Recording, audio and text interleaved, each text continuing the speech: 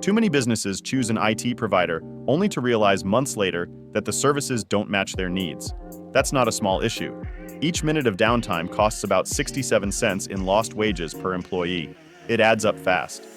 As Jason Carey, VP of Sales at FTI Services, puts it, IT services cover a lot of areas, so it should be no wonder that managed IT services can mean a lot of different things.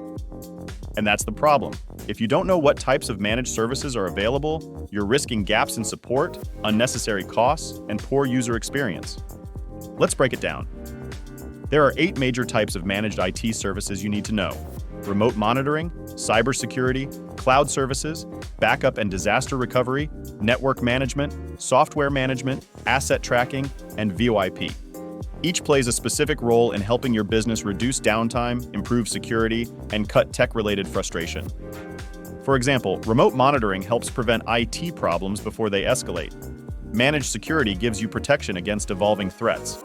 Cloud services keep your systems flexible. And network management ensures everything runs smoothly, from your cabling to your connectivity. You also need to look inward. Are you missing internal expertise? Do you know where your risks are? Can your current setup scale as your business grows? These are key questions.